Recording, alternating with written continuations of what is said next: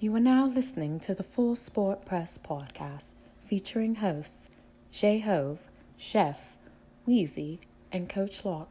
Please enjoy the show. Episode 303. Got my guy Shane in the building. Shane from Philly. All right. 303. 303. Feels good. Rolling. Yeah. Went 0 for 4 last week. Yeah. You heard a lot about it. Sure did. You didn't do too much, baby. I did 2 for 2. 50%.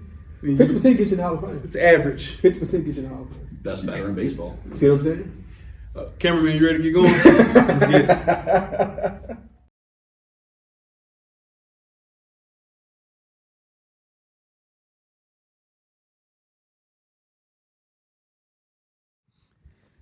Greetings and salutations. I would like to welcome everybody back and some of you for the first time to the Full Sport Press Podcast, the premier sports podcast for the consummate sports fan. And this is your one-stop shop for all sports-related news and topics. I am Jay Ho. It's your boy, Big Jeff. We got Shane in the building. Say what's up, Shane. What's up, everyone? How's it going? Special guest host. My guy Wheezy's out on assignment. His assignment Or vacation. Vacate. He got took some PTO. Yeah, New PTO just loaded. Yeah. Just loaded. He cleared that through you, Jeff. Shane, you want to let the listeners know about yourself, man? Yeah, my name is Shane. I'm from Philadelphia originally. Shane from Philadelphia. That's what's up, man. My guy, man. Shout out to my guy Shane in the building, man. Episode 303. We're breaking down the 2020 NFL playoff divisional round. FSP style. Always FSP style. Better damn know it. Better damn believe it. Let's kick it off, man. Best of the week, Shane. What you got? We'll kick it off with you. My best of the week, I think, is a little bit unorthodox, but Okay. Pecorine, the goalie for the Nashville Predators, did something that only 11 other goalies have ever done in the entire NHL, the history of the NHL. Let's talk about it. What is it? He scored a goal. Hey. A goalie scoring a goal is unheard of, and there's been 15 goals total by NHL goalies, and he had one last night, and got to give him his props. You do. Shout out to Pecorine. Shout out to Pecorine. Yeah. I got to get me a new Predators jersey.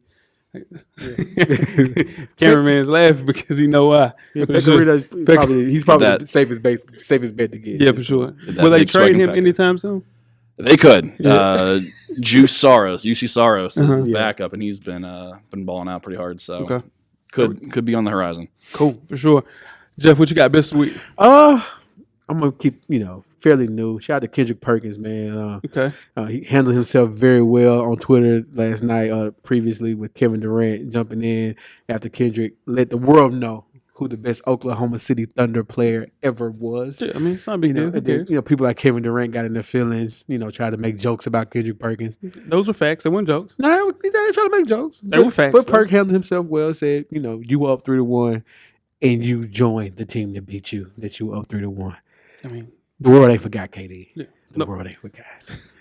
whatever. I'm not even going to entertain that. Shout out to Russell Westbrook. Yeah. Had led all scores, 34 points. Absolutely. Took an L. And before we go, shout out to CP3. That team looks great. That team looks great. No cap. or That nothing. team looks Yeah. great. Okay. Steven Adams played at all-star level like I Yeah. said he would. Yeah. With the young players they achieved and trading those 2 big contracts with Westbrook and Paul George, they are rolling. Yeah. They look great. Yeah, for sure. Yeah. All right. My best of the week is rapper Boosie. Wore a Kappa Alpha Psi fraternity crew neck to the Hawks game this week. And he said that he was Kappa fresh. Yeah, God. Yep. Social media had all the jokes. Shane, you are in a fraternity, right? I was. Okay, you were. Okay. Okay. Is it a big deal, past fraternity, prior, while you were in a fraternity, if somebody wore your letters on a T-shirt or a hoodie, and they didn't actually pledge? Is that a big deal? Shane, That to me, that would have been a big deal. It's one of those things where you have to kind of go through all the shit to earn the letters. right? Yeah. And just if you see someone else that didn't go through everything, Right. you kind of feel a little slighted, Yeah. like disrespectful a little bit. Yeah. Okay. Well, the Kappas felt the same way that you felt, and it was a big deal for sure. So I think they handled it ultimately pretty well, though. They got to capitalize off of this fire. Capitalize. I see what you did there. You see? Yeah, I like that's that. why I'm here. Yeah. That's why I'm here, man. Podding right now. Worst of the week. Shane, what you got? What's your worst of the week? Worst of the week was just announced today that I don't know if anyone knows the band Rush, but they've got one of the biggest stadium anthems in but the drummer Neil Peart actually passed away on the 7th. Okay. So earlier this week. So just wanted to kind of give him some props and Tom Sawyer, that's the name of the song. Okay. But just one of the absolute best drummers of all time, and the musical world is going to miss him. Yeah, man, that's a big deal, man. Shout out to that. Got confused with Journey. I was all. I was thinking, man, I got to get into my Stadium anthem. Stadium anthem. Jock Jam, sure. baby. There you go. My worst of the week, Lala Anthony, man. She was out here having breakfast with a fellow actor, and while her faithful husband was preparing for a game against the T-Wolves, and add insult to injury, Jeff. She had a Jordan Parker jacket on. Yeah. It's probably given to her by Carmelo Anthony and Jordan Brand. So That's all right. the nerve, You know what? the audacity. Hold your head mellow. Definitely. For sure. That was tough. Stay mellow. Stay mellow. Yeah. Well, you podding today. For sure. What's your worst, Jeff? Oh man! So after dealing with my quarterback in Buffalo throwing deep outs to full double coverage fullbacks and laterals in playoff games, so the Bills lost. Then to turn around to add insult to injury, nail in the coffin, all the cliches. You know what this week is, Jay? Yeah, it's a Music City Miracle. The 20-year anniversary of the Music City Forward Pass. And it wasn't a forward pass. It was shout out to Michael Wilbon. He broke it down on PTI. Definitely was a forward pass. Yeah. And allegedly. I have to live with that for the rest of my life. You do. Yeah. Until you guys win a meaningful game. You got to win something. Yeah, because it never goes away. Like, it's just, there are no flags. Okay. Yeah. All right. Let's move on. All right. Just make sure you check us out on iTunes, Facebook, Instagram, Google Play, Stitcher, Beyond Pod, YouTube, and of course, the SoundCloud page to catch up on the full archive of the past episodes of FSP. Just search Full Sport Press Podcast. And after you do that, check out the On Deck TV Hip Hop Podcast with Animal Brown and Spike Lee each and every Wednesday. This week, they changed the format up a little bit. They did. Shout out to the guys. For 2020. Check it out. I did, man. Shout out to the guys, man. Yeah. Fast paced switch up for sure. Yeah, look good. Like look it. good. You know, adding in some cool cutouts of how they've been working throughout these years with this whole On Deck thing. So shout out to them guys, man. It's a nice show, man. Check it out. Fresher Than Your Average podcast, man. Okay. Me and My Dog Animal Brown is a self-help fashion podcast directly related to improving everyday fashion. Same great content with a new name. You can catch our latest issue. Issue number 56 is up right now directly for the culture. Hit the hotline 629-777-5565 and drop a fashion-related voicemail so we can answer that fashion-related question on the next issue. Wear your kicks, man. Cop responsibly. And you can read up on your favorite FSP co-hosts. All right. Purchase your FSP merchandise, more on the way, and catch up on the past episodes from the shows we just mentioned and much, much more. Shane, how do you do that, you ask? You just search www.realvillemedia.com. Tell a friend to support the real.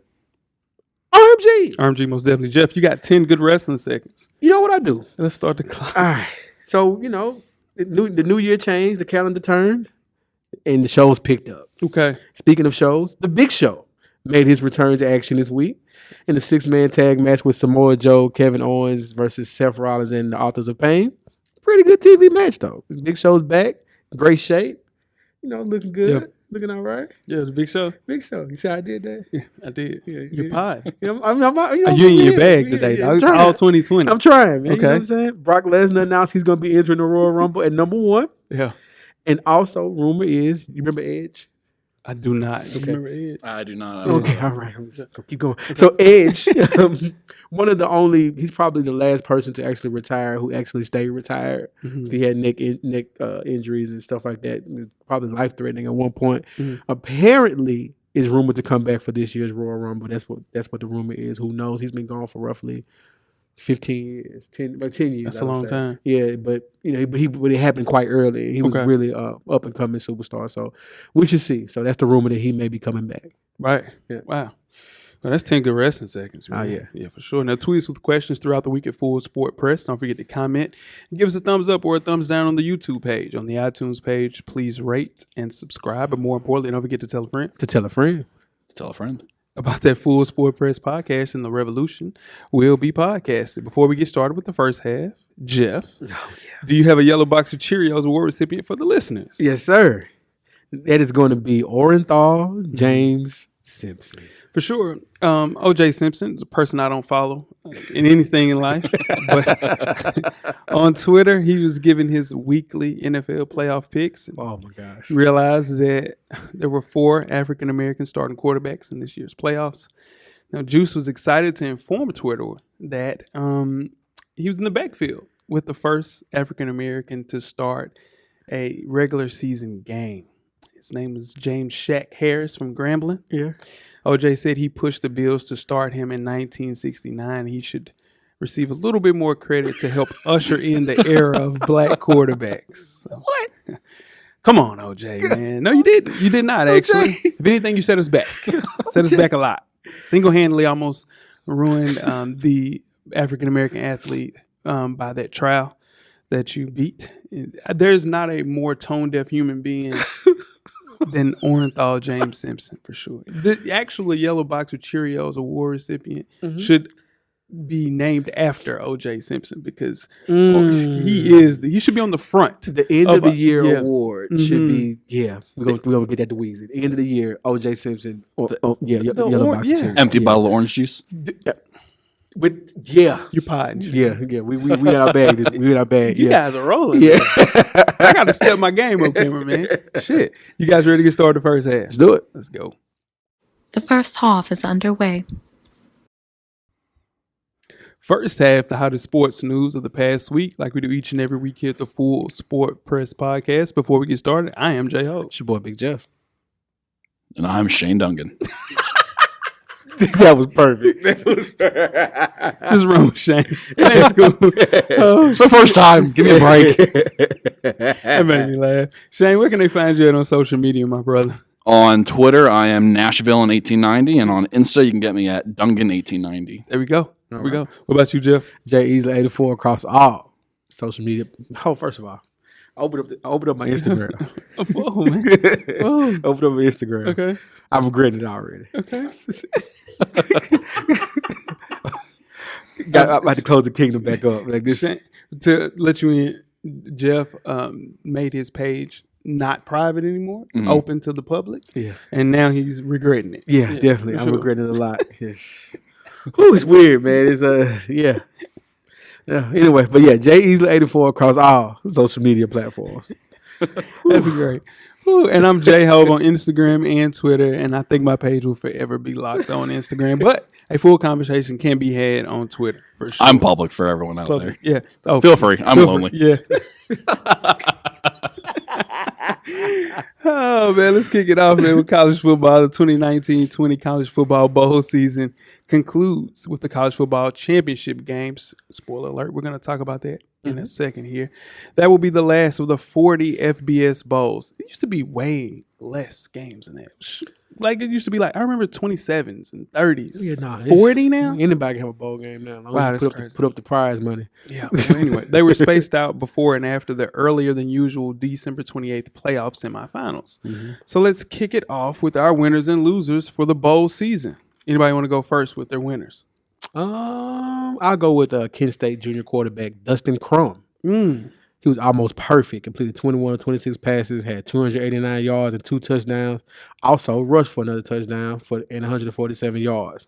He was against in the Frisco Bowl, one of those newer bowls I'm not really sure of, against Utah State, 51-41. Okay. Yeah. Shout out to him. My first winner would be the SEC. Potential LSU victory in the championship would cap a conference-wide flex 7-2, man. My guys are rolling. Joe Moorhead. Your guys? They're the SEC. Come on. My guys. Come on. Where does Florida play? I understand, but you can't. I'm not rooting for Clemson. They already played. I'm not rooting for Clemson. I'm just saying, my guys in the SEC. The SEC. I'm rooting for the SEC. The only losses was Mississippi State and Auburn. for 10 bowls. But listen, this is the thing: if LSU goes ahead and closes the door on Monday, we'll be 8-2, and just even if they lose, we will be you're right. You're right. But SEC is definitely a winner, though. For I'm sure. not pulling for Clemson because they're in the ACC. Yes, you are. You would rather see Clemson win than LSU win. Keep it a bean. No, I actually would rather see LSU win because I hate Clemson. I'm a Seminole. I'm not an SEC fan. I'm a Seminole. And LSU is one of the teams that beat us. We only had 2 losses the entire year. One was to Georgia, one was to LSU. I would love to see the national champions be the only team that really beat us going forward. And shit. So you want to be in their victory DVD? You want to see that loss, that L Yeah, it was an L. projected on there? That was their worst game. That was the worst game Joe Burrow played all true. year. That's true. It was against the Florida Gators. My bad. Oh, you got a winner to change? You stole one of my winners, Okay. but my true winner is going to be Mississippi State. Okay. I guess all it takes for you to get Mike Leach as your coach is to have one of your players punch your quarterback in the face. Yeah. Realize your program is a bunch of All that. just yeah. Yeah. That. all of it. Yeah, for sure. And fire your coach. Don't get your guy that goes to the NFL. And Mike Leach will now have the best rivalry in the entire country. That Egg Bowl is going to be something. Gonna be Amazing. Him and Lane. Him and Lane. That's going to be great in Mississippi. Yeah. Yeah, for sure. Oh, well, not all great in Mississippi unless you can't go I'm to just talking about the Mississippi. Egg Bowl. I'm just talking about the Egg Bowl. Yeah. You got another winner, Jeff. Western Kentucky's Ty Story and Lucky Jackson. Okay. So Ty was the quarterback. He threw for 358 yards and 2 touchdowns. Lucky made 17 receptions, 148 yards, and caught one of those touchdowns in the First Responders Bowl over West Michigan. Jesus Western Christ. Michigan. That's bad. My second winner is the 14 playoffs. There's a lot less chatter. The people talking about, hey, we need 8 teams. Hey, we need 8 teams for sure. So with LSU smacking the Big 12 champion, let you know Big 12 has some work to do. Alongside with teams LSU, Clemson, and Ohio State all being undefeated going through the regular season. You see now these are the 3 best teams, and now the 2 best teams I think are in the championship game. You don't think so? No. Who's a better team? Ohio State's probably. I think Ohio State is the better team. They lost to Clemson though. Now we'll talk about that. Okay, all right. All right. Anybody another winner? You took my second one with the SEC, so I'm actually going to go anti-SEC. Okay. There you go. And Alabama is not in the championship. For all the Bama haters out there, it's a breath of fresh air. Yeah. But I think you're going to usher in a whole new era of Clemson haters because they've been in there, what, 3 of the last 4 something? Yeah, 1, 2 of them shit. So, Yeah. That's nuts. For sure. Another winner. Anybody else? No. I got Oregon. Yeah. You finished the season 12-2 with a Rose Bowl victory, beating Wisconsin. Didn't play their best game, but Cristobal now has a program that matches the jerseys that they're putting out for sure. So shout out to Oregon. Definitely a winner in my eyes. Any more winners before we move on?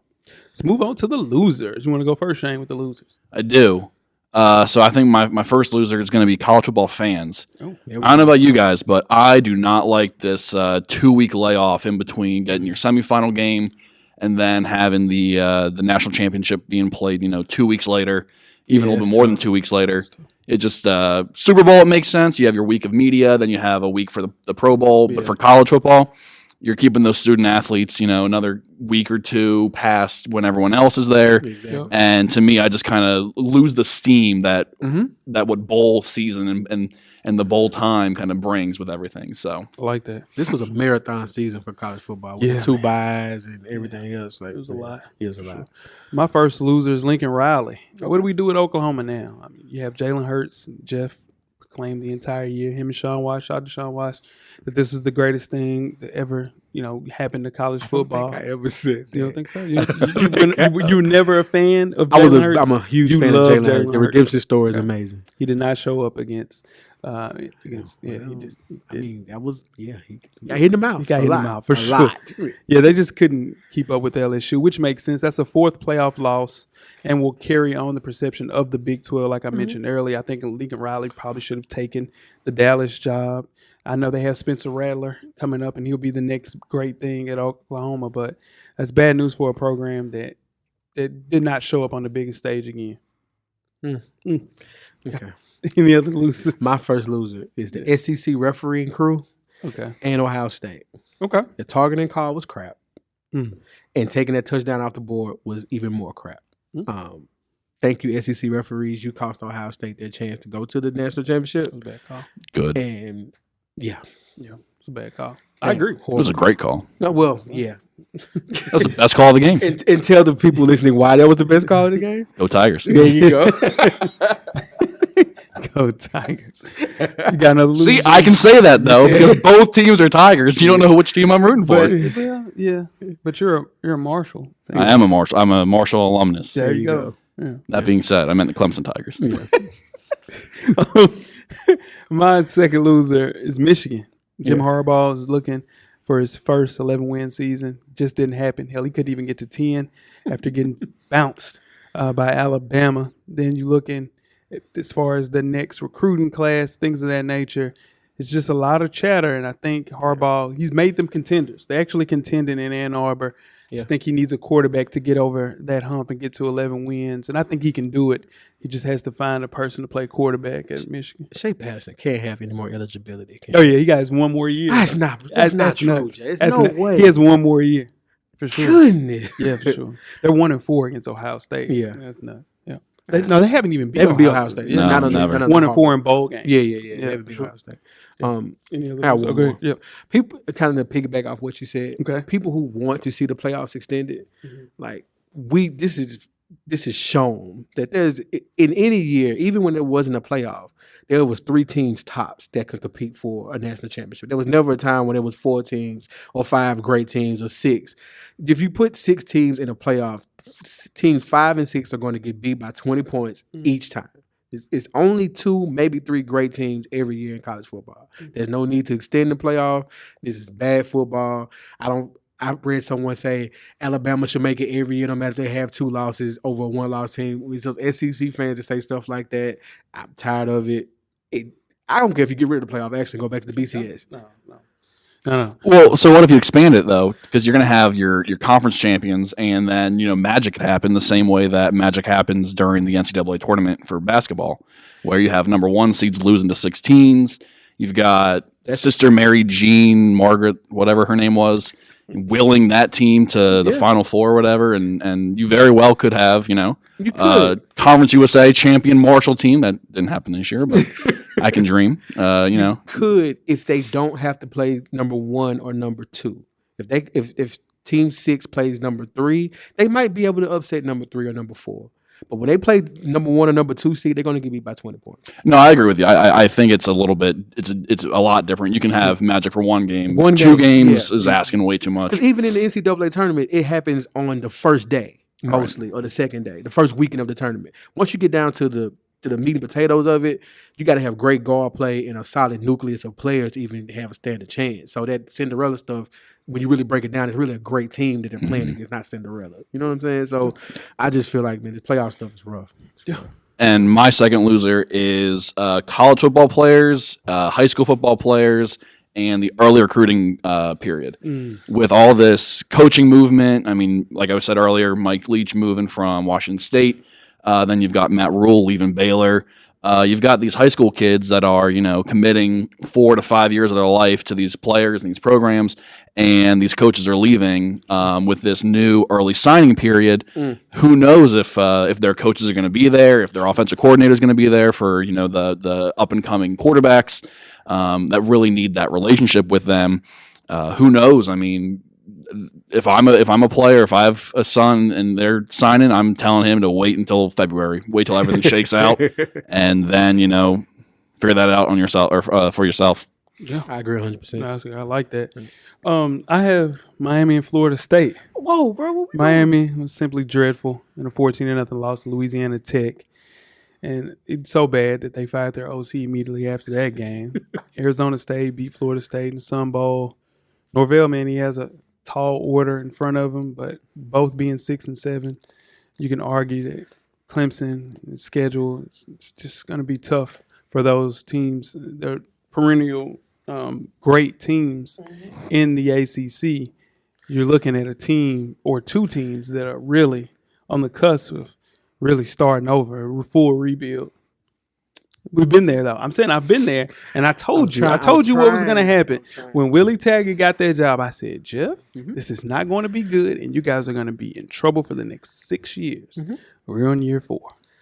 We're on year 3 because Willie only got 2. Oh, he only got 2? Yeah. Well, I was talking about the last year. Yeah, they didn't give Jimbo. That's right. Jimbo's last year was trash. No one wants to talk about that. He played in the bowl game. Yeah, it was still trash. They played in the bowl game this year, and this was Willie's team. Pause. This team. That's why he got fired after Miami, because they knew he would still be bowl eligible when they couldn't fire a bowl eligible coach. Okay. Yeah. Just saying. Okay. Let's keep it in college football.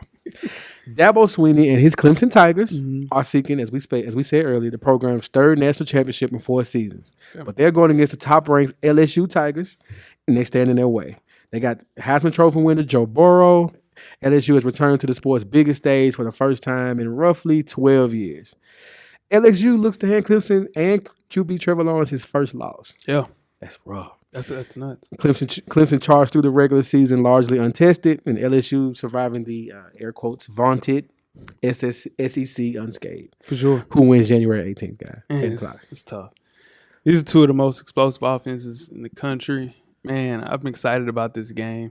Comparing resumes, I think LSU has beat more teams as far as good teams, as far as a resume. But if one team can do it, I think Clemson is a top candidate to do that.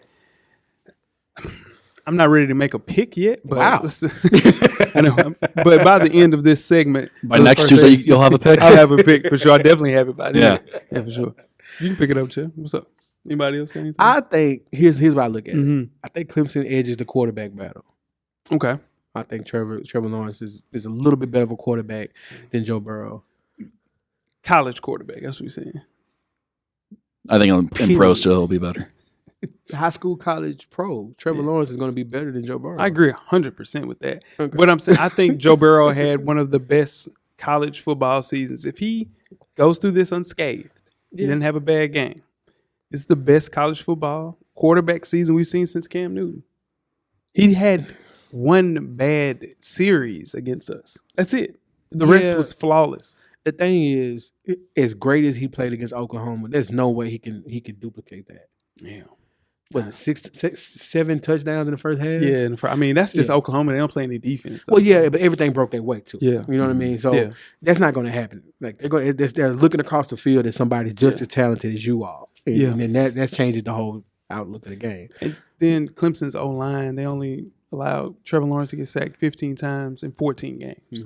So if LSU, which their defense, not that good of a defense. Travis Etienne is a really, really good running back. He's the person that sprung that game open in the playoff semifinals. If they can find a way to get to Trevor Lawrence, they win that game. Okay. Yeah. You still haven't made a pick yet. I'm building. So I will make a pick. I do think LSU is going to pull this one out. Okay. And I don't think it's going to be a defensive battle. I think it's going to be gates wide open. Eagles, Patriots, Super Bowl all over again. And it's going to be somewhere in the 40s to the 30s. But I think with O being just a maniac, earlier this week I heard a story about him shotgunning 2 Red Bulls and ripping off his shirt to get his team pumped up. That's my kind of coach. Yeah. If I saw a coach or even just some kind of an adult doing that in the middle of the street, I'm popping the top and I'm running through some wall. So I don't know how you can bet against Coach O and just the Tigers because they've not had any issues so far. That's the one thing I think that Clemson can give them. If Clemson gives them, an equal shot in the mouth again, let's see how they respond. But I think the years and years of almost being there for LSU has kind of prepared them really well for finally having a team that puts everything together. Yeah. And I'm going to say 41-38 LSU Tigers. Ooh, that's a classic. You got a score, Jeff? Give me 28-21 LSU. So I think this is going down to the wire. I expect another really good game from Joe Burrow. I think Trevor Lawrence, though, will just have a little bit better of a game. and I have Clemson winning 33-30. Nice. Yeah. Wow. Yeah. I didn't want to do that against my SEC guys, but Your SEC guy. But Where did this come from? I'm just Jay's LSU Tigers. Florida Gators all the way. Before we start with the halftime, let's talk coaching hires in the NFL. The NFL's hiring cycle is moving at an accelerated pace this year, with only the Cleveland Browns still looking for a new head coach at this point. With that in mind, let's grade some of the hires that have been made so far. We'll start off with Ron Rivera to Washington. What do you guys give that in the grade? So, being an Eagles fan and having three of the coaches in the NFC East making these coaches changes, I can say without a doubt Ron Rivera to the Washington Redskins is my least favorite of the hires because I think that was the absolute best. My official grade's an A-, but I really think the A+ hire there is Jack Del Rio. Having him as a sidekick for Riverboat Ron is just an absolute home run, and I'm a little bit scared. He's got some good pieces on defense. Yeah, he does. He's got a Cam Newton-esque quarterback potentially. Sure. If he can unlock that potential, then I'm actually going to kind of be scared about the Skins. Yep. So Washington's been so dysfunctional for so long. Right. They took a major step towards something actually respectable with this hire. He built a winner in Carolina with Cam Newton. He won 3 straight NFC South Division titles, going 15-1, 2-time Coach of the Year. I think the way that he builds teams and develops quarterbacks. Now, he did take away the ping pong table and all the games inside of the actual players' facility, but I think he's going to be able to hold some respect in the actual division, and I love it, man. I give it an A for sure. I give it a B, and the only reason I give it a B is because I just want to make sure that they're given time to make this work. With the dysfunction you spoke about that happens in Washington, if Dan Snyder can't get out of the way, that's going to prohibit Riverboat Ron and Del Rio from making this team work the way it should. Gotcha. So without seeing that, speaking too much into the future, I go a B for right now. Sure. But out of all the hires, this is my favorite one as well. All right, next hire, Mike McCarthy to Dallas. What do you guys give that grade? There's no team I hate more than the Cowboys. I'll just let that be known. But that being said, I give it a B. I don't think it's a bad hire. I don't think it's a home run. But, I mean, McCarthy's still 56, so he's definitely not old. He's got at least probably 10, 15 good years in him left. And he's got a Super Bowl champ with the Packers. Yeah. So that's something that really goes on someone's resume and sticks for a long time, and you can't overlook that. I think with McCarthy being an offensive guy, going to the Dallas Cowboys is really a perfect landing spot with a quarterback that I think you can win with. I hope he doesn't win with him. One of the best wide receivers, and damn, Zeke is a freak, and scares the crap out of me every time I see him get the ball. So hopefully he can find, not hopefully, but, for Cowboys fans, hopefully they can find some magic and, rival Doug Peterson. But, I give it a B. I like it. Let's see how it works. And over time, let's see how Jerry Jones is with it and what he says. Yeah, for sure. I give it an F, man. There's been a coach. I like that. There's been a coach that's been nearly as bad as Jason Garrett in the previous decade. I would say he's been there for a while. I would say that this is the hire that's equally bad. I think he's a fatter Jason Garrett, actually. God. I thought, at the same time, you have a quarterback like Aaron Rodgers, you're at least supposed to play in 3, maybe 4, at least Super Bowl. So prime Aaron Rodgers. Yeah, no, for sure. So if the Packers had a coach better than McCarthy, I think that they would have claimed multiple Lombardi trophies. So as we learned this year, McCarthy held the Packers back. I know that the offense didn't look the same because he didn't have the pieces, but I think the game appeared to pass McCarthy, and I think at the same time he has to find a way to run the ball more, and he's not used to that. Having a running back like Zeke, he's going to have to use that actual person a little bit more. So I think it's an F. It's probably the easiest F that I've ever given is one of these grades. Well, you know why they hired him, right? Why? They hired him because Jerry Jones thought it was Chris Christie, and he just kind of. Badoom team. Every count's pretty good. That's good. That's good. That was funny. Yeah, what you got, Jeff? I gave it a C, not an F. Yeah, but okay. I gave it a C for a lot of the reasons you mentioned. Having prime Aaron Rodgers, only getting one Super Bowl out of that. Salute, Yep. it's tough. So And then you think about, did the game pass him by? Is Yeah. he able to adapt to what's going on right now? He had a tendency to run the ball a lot more than most coaches would, and you had Aaron Rodgers as your quarterback. right. Now, mind you, the Cowboys have Zeke, so Yeah. that may fall into their favor. But with Dak's new contract coming up, they got to pay him. And with Amari Cooper, you got to pay him. You have the weapons to spread the offense out. Yeah. And Gallup and the other kid, forget his name, but they have a wide receiver core that's pretty formidable. Yeah. So if he can come in and be creative with the offense, they should be okay. But it's a lot of ifs. It's a lot of So ifs. That's why I say C. When McCarthy lost that job in Green Bay, I thought he was done coaching. So to see him coaching again is Yeah, because something when he shocking supposed to to be me. getting massages Oh, on man. team meeting day or something Yeah. like See that, what I'm and saying? he wasn't there. That's just Yeah, that's a lot. Last but not least, Matt Rule to the Panthers. What you guys I have? think we got one more after that, don't we? We do? Oh, okay, yeah, we do. Joe Judge as well. Yep. Okay. But my ruling for Matt Rule See what you did is I'll say it's a B plus, and I say that optimistically. Coming from Temple and Baylor, he has no NFL head coaching experience, which is definitely going to be a culture shock for him. What it's really going to come down to is how he commands that room and how he's able to talk to his men as men, not his team as college athletes, student athletes. So we'll see how that respect level goes and how the Panthers kind of respond to that. But I think it's the exact perfect Dave Tepper, the owner of the Panthers, kind of hire. He wants to make a splash. So he went and got probably the most NFL ready. Paid him too. Paid him. Oh, he Hey, the hell out he of got him. paid. Overpaid. Yep. Yeah, definitely overpaid. Yep. But I think it's just kind of what he wanted to do as the owner, as the newest owner of an NFL franchise, and I think we'll see how it goes. And I'm hoping that they do well. Yeah. But So too. yeah.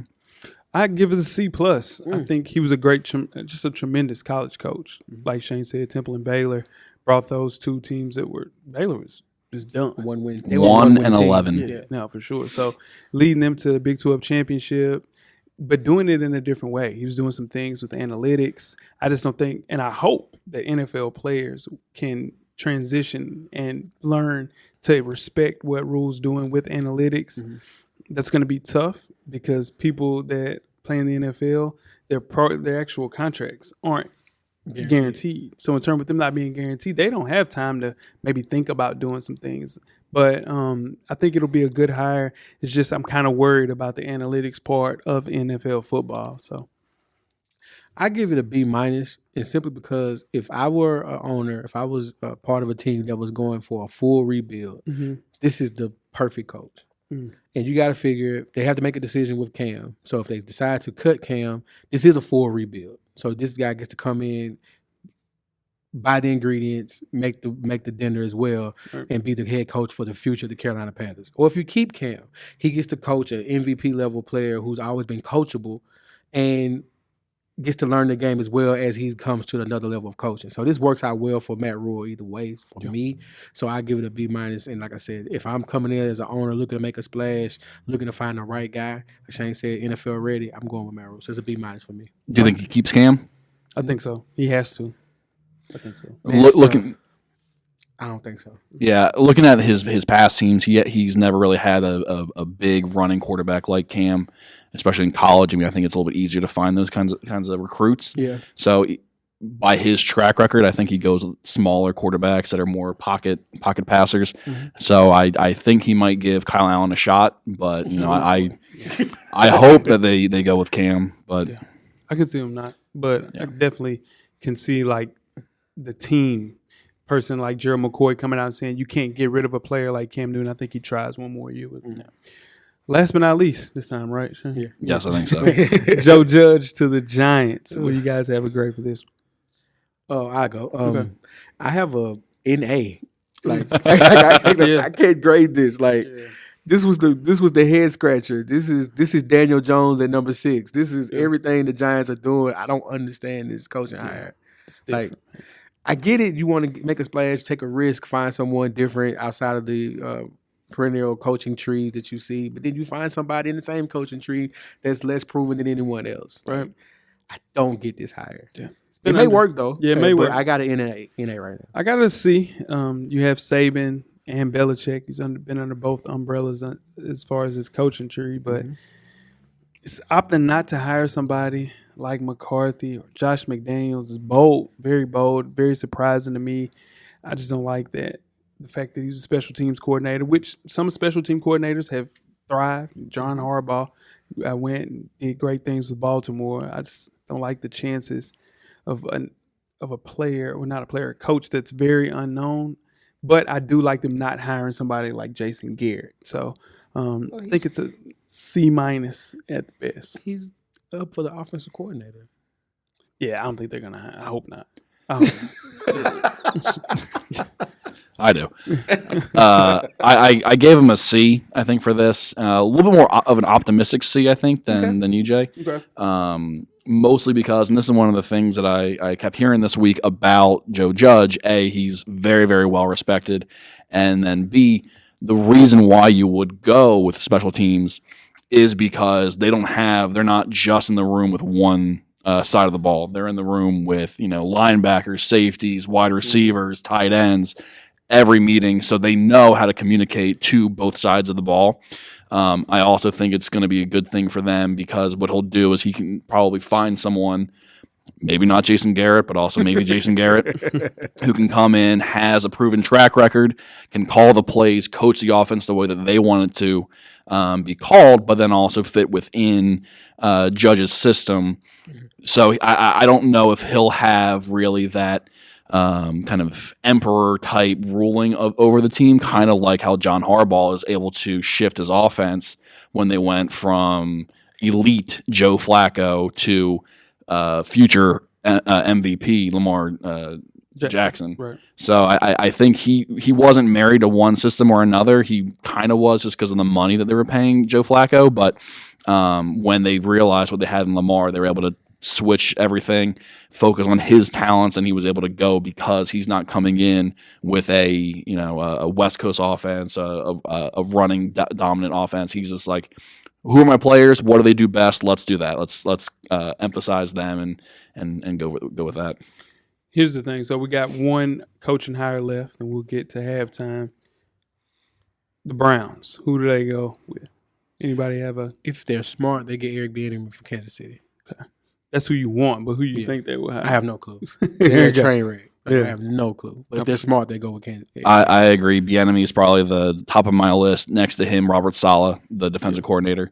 They got a lot of weapons on offense. So if you bring in some good offensive coordinator, not named Freddie Kitchens, Right. I think that's a little bit better. But I think who they really go with is Urban Meyer, mostly because he's Ohio. Yeah, They love him in Ohio. Yeah. And you can't get recruiting scandals in the NFL. It's true. So at that point, he's just going to say F it and do whatever the hell he wants to do, run his team the way that he wants it to be run, and, probably But in do 2 well. years, when he gets headaches, Yeah, now he's gonna get a headache. In He's 2 gonna get years, sick, he's gonna get a stomach headache. ache, or heart attack, or And he- chest pains. and he's It'll be gonna quit. something. Yeah. He won't have his players aren't going to be the ones giving him headaches, hopefully. Yeah, not for sure. It was never the players. It was never the players. That's their- Allegedly. Yeah. My pick, I think they'll go Josh McDaniels. I think it'll be a fun time for him. He likes getting quarterbacks and kind of bringing them to their best potential. And I think grabbing him with Urban Meyer will be the best case scenario.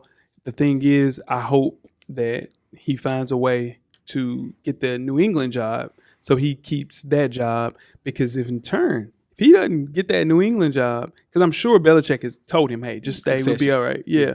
But if he doesn't get that job within Belichick maybe retiring the next couple of days, I think he goes to Cleveland. Just saying real quick, apparently the Browns have McDaniels in the building right now, and McDaniels' wife is with him. So I don't know what that says, but I don't think they really say no to both the husband and the wife when they come in for the visit. We shall see. You guys ready to get started with halftime? That's how you break news right there, Shane. There you go, That's how you Shane. do it. Pod, Shane. Shane's pod. Let's get it. We're at the midway point Enjoy all of the halftime festivities. Halftime, in case you missed it. Now, blah, blah, blah, blah. The XFL's official rulebook includes more than 24 changes to the conventional approach of pro football. Most of those tweaks are focused on accelerating the pace of games. Okay. Now, most of the on-field product that we'll see will look very, very familiar to football fans. But a 2-year project to innovate some aspects of the game has led to a number of significant changes. Here are some that stood out. Let's go with the first one. 3 options after scoring a touchdown: a 1-point play from the 2-yard line, a 2-point play from the 3-yard line, or a 3-point play from the 10-yard line. There is no option to kick an extra point. How you guys feel about this? I love it. Yeah. I think it's almost like combining the 3-on-3 tournament that Ice Cube was doing. Oh, okay. Yeah, with the big three, with some NFL rules where they have like that 4-point play. Mm-hmm. Now, I mean, taking out the missed field goals, because apparently kickers don't know how to kick a 35-yard field goal anymore. For sure. It'll be, I think, a little bit more exciting, and will definitely be some cooler scoring totals. For sure. Yeah. It'll be fun to watch, man. Yeah. Watching out the different philosophies play out. I think it'll get to a point where it'll be a consensus will emerge, and people will just do the 1-pointers or the 2-pointers. But it'll be cool to see the philosophies play out. Gotcha. I agree with that. I want to see that actually. Is it 3-point from the 10-yard line? Yeah, from the 10. Yeah. I'm with that. Yeah, for sure. The next one, a shootout style overtime. Each team will get 5 single play possessions from the 5-yard line. If the game is still tied at that point, the rotating possessions will continue until there is a winner. Verdict on this, guys. Wow. So you get 5 plays. Yep. It's kind of no matter what. Very similar to the shootout in NHL. Oh, in NHL. Yeah, for sure. Yeah, that's dope. That's dope. A lot of plays for a football game, but I'm with that. That's going to another high scoring game. Yeah, 77-70. Yeah, but the shootout doesn't work as well in the NHL, does it? No, not really. Yeah, but I hope, and I'm sure that the XFL is hoping that overtimes are rare, because like you were saying, Jeff, it can stretch out. So, can I ask a question about that? With the 5 plays, they score a touchdown all 5 times. That's your score, right? That's your score. Yeah. That's gonna be rough. Yeah. Well, so then is that going to skew? I mean, this is the real nitty gritty, but is that going to skew stats now? Yeah. 100%. Because if it counts during the overtimes, I mean, you're going to have 5 extra passing touchdowns, for sure, from the 5-yard line, 10-yard, whatever it is. Run it up. And you're going to have someone, Brian Brom, probably going to come back and play again. And you're going Chase Litton, shout out Marshall, Chase Litton. And you're going to have like 13 touchdowns in a game. Yeah. Like arena football-esque. That's going to be nuts. The next one, a rule that allows 2 forward passes on one play, providing the first doesn't go past the line of scrimmage. Verdict, guys. No. It seems more like a gimmick. When I read that, I was trying to picture that play in my head. Yeah. That's a lot. All Jeff saw, though, was just plays of the Music City That's Miracle. It. That's how it worked out to me. It was all 4 passes. It all hurt my heart. Yeah. But I think this is probably the one that is probably used the least. Yeah, it's a live ball if it touches the ground. Right. Yeah, so I don't see they taking that chance on that one. Yeah. The next one is a requirement for only 1 foot to be in bounds for possession. I like that. Love it. Yeah. I think it'll be easier to see like plays and stuff like that. Will the NFL ever? No, got to be true. And it still allows, it still keeps the NFL perched as the elite football players. I got It allows you guys to get players that weren't good enough to play there, but still can make plays. Yeah, right. Yeah, I think Jeff's completely right, because you have that upper echelon that can get both feet down in bounds, and this is what this is going to do. Is going to take that.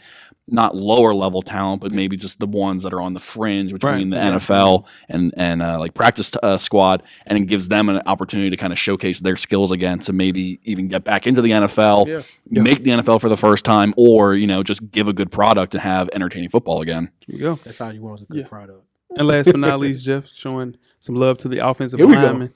This is allowing offensive linemen to be up to 2 yards downfield when a pass is thrown. This takes a lot of the thinking out of playing offensive line. Okay. Because when you have a quarterback behind you that's a move like a Lamar Jackson or Deshaun Watson or Josh Allen.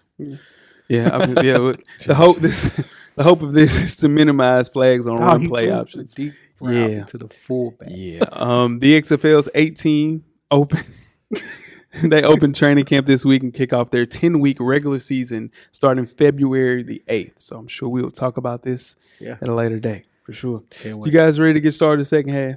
Yeah, man. Josh Allen. Let's do it. About that. Let's go. Double cover fullback. Oh, my God. The second half is underway. Second half, the 2019 NFL Divisional Playoff Breakdown Show. I am Jay Ho. It's your boy Big Jeff. And I'm Shane Duncan. The divisional round, Shane, of the 2020 NFL playoffs is upon us. There are just 8 teams remaining after the wild card weekend. After the divisional round, it's anywhere as good as the wild card round was. The NFL fans, we're in for a major, major treat. Although the first round of the playoffs is now behind us, we'll still be getting a full schedule in the divisional round with a total of 4 games over 2 days.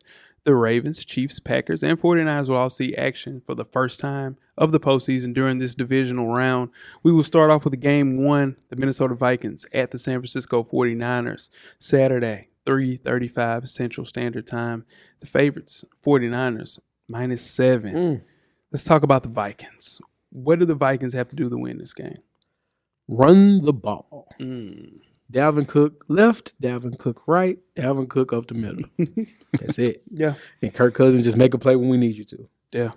Nobody thought, speaking of Kirk Cousins, nobody thought that ahead of that Vikings-Saints games that Drew Brees would lose to Kirk Cousins.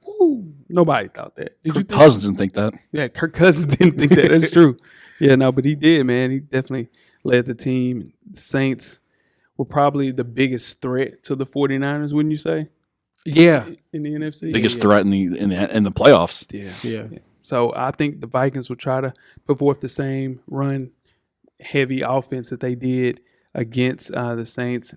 It's going to be tough, though. But Dalvin Cook, he looked fresh against New Orleans. And Jimmy Garoppolo, I think he's bound for some playoff hiccups. Let's talk about it. It's his first game. Yeah. You guys want to move on to the 49ers then? This is Kyle Shanahan's debut playoff game as a head coach. Yes, it is. That's a lot. Yeah. You get the yips in big games like this. The man. yips. You get them. It happens. The 49ers only been favored by more than 7 points in a playoff game twice. That scares me. But I think with both teams very similar as far as on both sides of the ball. Both squads prize themselves on strong running attacks, followed by dominant pass playing. San Francisco, we can't look ahead of them because they are a 6 seed. They're not a typical 6 seed. I agree with that 100%. Yeah, They can beat y'all. Yeah. They won't. They can beat y'all. I'm telling you, we're hard to beat at home. Yeah. We're a good team at home. We beat the hell out of the Packers at home. So we did. I don't we know did. where that We came from. did. Solid defense, and I mean, and I don't know where it came from.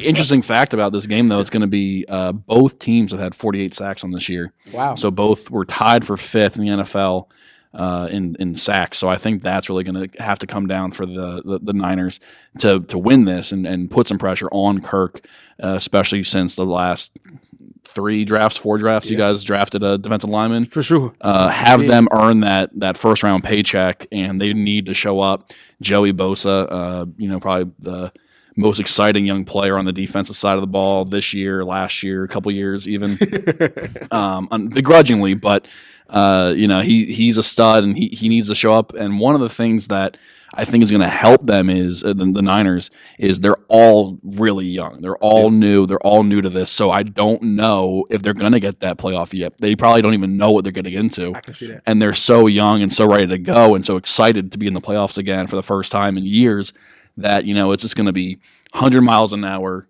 head to the wall, just let's go. Let's crack some skulls. Yeah. So let's give them some predictions. Okay. Who you guys got winning? I have the 49ers winning 17-10. Wow, that's a low scoring game. Defensive battle. Yeah. I have the 49ers winning 28-20. Niners 31-24. George Kittle with a couple touches. Kittle, man. Kittle kills a man. There we go. All right, let's move on to game 2 on Saturday. The Tennessee Titans at the Baltimore Ravens. It's going to be 7:15 Central Standard Time. The Ravens are a 10-point favorite. Ooh, cameraman, you hear that? 10-point favorite. 10-point Okay. favorite. Let's start with the Titans, guys. Yeah. What do the Titans have to do to win this game? Titans are on fire right now. Mm-hmm. Won 8 of its last 11 games. 9 regular season wins. 5 came on the road. and they beat New England, which I did not pick. Let's talk about our picks last week. First off, I went 0 for 4. You did. I went 0 for 4. You did. I went 0 for 4. I was a cold tub machine. I was talking about freezing takes. Yeah. But It's probably just as hard to pick or to go 0 for 4 than it is to go 4-0. yeah, it is for sure. That's true, Shane. 100%. But that's true. But the Ravens with that, yeah, that's tough. Jeff, come on, don't do that. I went 2 for 2. Okay. I'm saying, just don't do that. Like went you 2 felt confident about that. I didn't bring it up to you. Okay. Other people brought it up to you. Yeah, no, for sure. And to speak up, Locke has the 49ers beating the Vikings 27-17. Forgot to say that. But anyway, the Ravens have the 5th best ranked run defense. Yeah. So that's going to be tough for the 49ers. Not the 49ers. Titans. Yeah, the Titans, because 49ers on my mind. But the Titans, they're a run-heavy team. They're going to run the ball again. They got to lean heavy on Derrick Henry, and I don't think he has 2 games to put up together like that. After the workload that he's been put through the last 2 weeks, it's going to be tough for him to stay fresh and to muscle through. In that tough Baltimore home field advantage is really going to help them, I think, as well. Yeah. So it's really going to be in the hands of Tannehill, and really Tannehill has something that Marcus never had for a long time, and that's weapons on the outside. With A.J. Brown this year, he's been incredible. Yeah. Having him and then also having Corey Davis, he needs to kind of step up a little bit, be more assertive, and find a couple catches early on, just so that they can free up those running lanes for Derek to really just go in, smash through everything again, and rush for another 2,000 yards in a game. Yeah, for sure. That's what he does. Just kind of piggyback off what you said early in the game. I think the Titans have to score fast and score early. Like kind of what you said, Jay, with the Niners maybe having the yips. Yeah. Baltimore is similar. Their quarterback hasn't been here before. Yeah. Their running back really hasn't been here before. Like their offense has been rolling so much. Now to come to the playoffs, now you have to start thinking again. It's like, wait a minute, what are we doing? Right. And look up, you're down 7 or you're down 10 in the first quarter, second quarter. So the Titans can do that. I think it changes the whole outlook of this football game. Yeah. And speaking of the Ravens, let's kind of get to some Ravens talk. Yeah. Dude, the Ravens have won 12 straight games. Yeah. It's very hard to continue to win.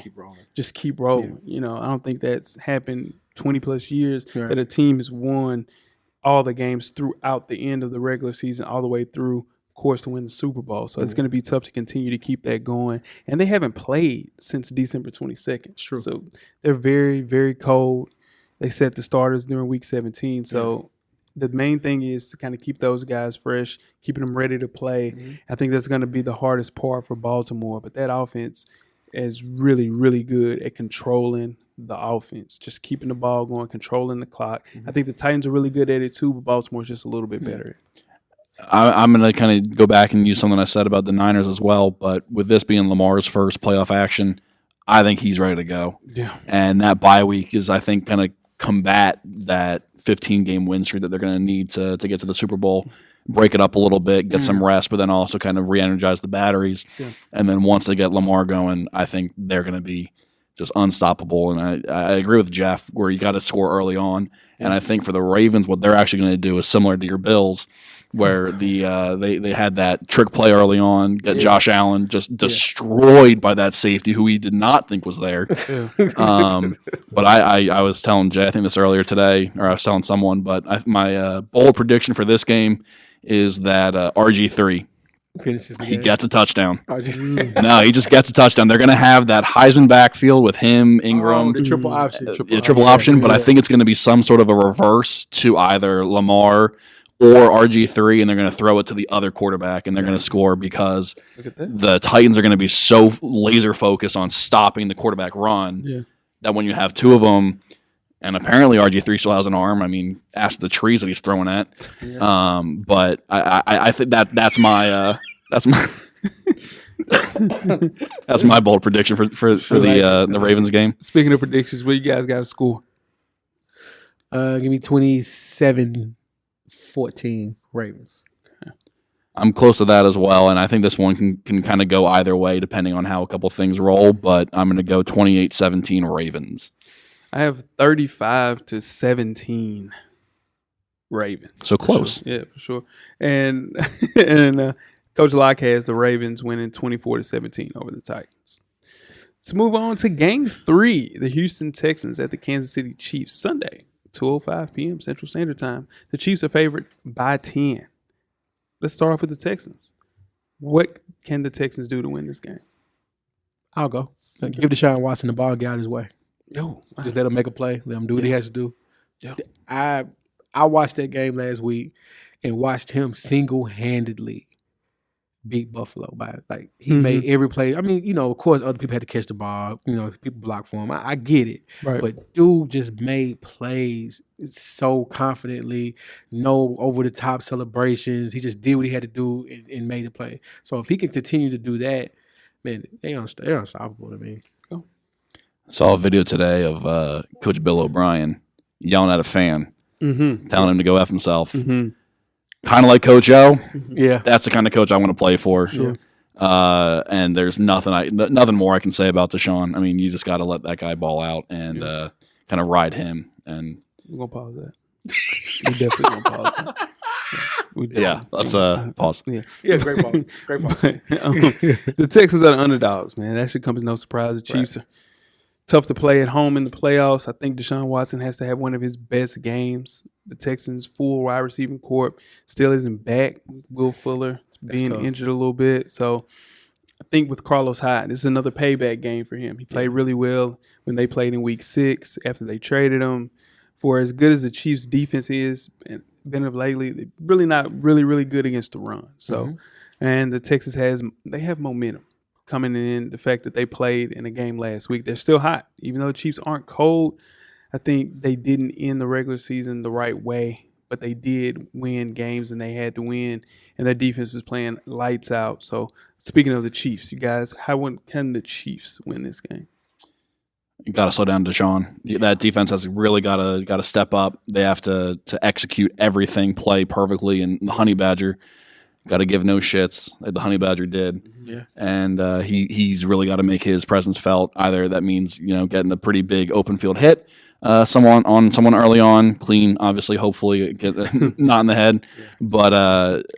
If they can do that, or if they can somehow neutralize J.J. Watt on Houston's defense with him coming back, and that brought a whole lot of juice the last game.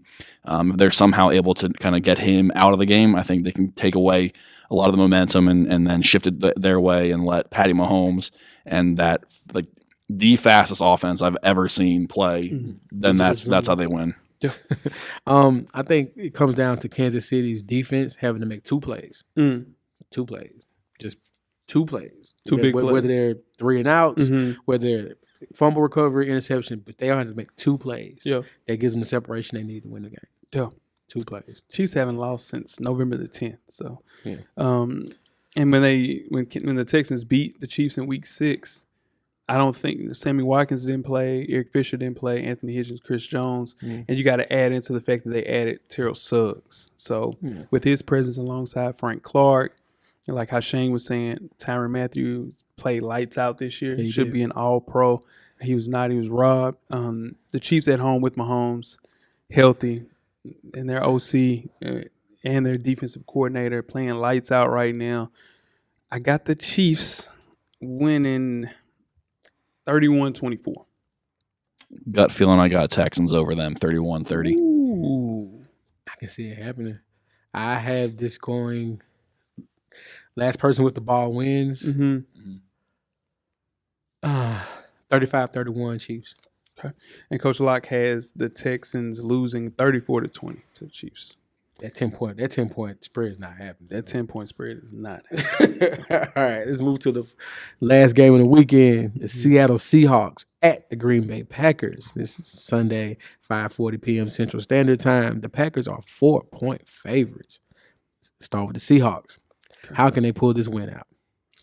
Before we do that, dude, I think these are the worst 2 teams in the playoffs in this postseason. Really? I really do. I think this is my favorite game of the weekend. Really? These two games are my favorite 2 games of the weekend. Really? Yeah. I think these are 2 really bad teams that are just barely making it, man. Oh, man, they just barely making it as a 2 seed? Yeah, no, for sure. Yeah, no, for sure. I do. I'm telling you. They limped in as a 2 seed. They They barely got that home field advantage. over the Saints. People are for real sleeping on the Packers. I'm dead serious. We I are. can see why. Yeah, no, for sure. Yeah. This isn't the best Packers team we saw, but anyway. They were quiet this They year. were quiet. Very quiet. Sure. But the Seahawks have played well on the road this season. Mm-hmm. And this defense isn't looking like, Seahawks teams have passed, but they still have Bobby Wagner. And he's the best middle linebacker in football. You still have Tyler Lockett. You have Young corpse. DK Metcalf that I Yeah, told you Decaf about. Metcalf. That I called last week.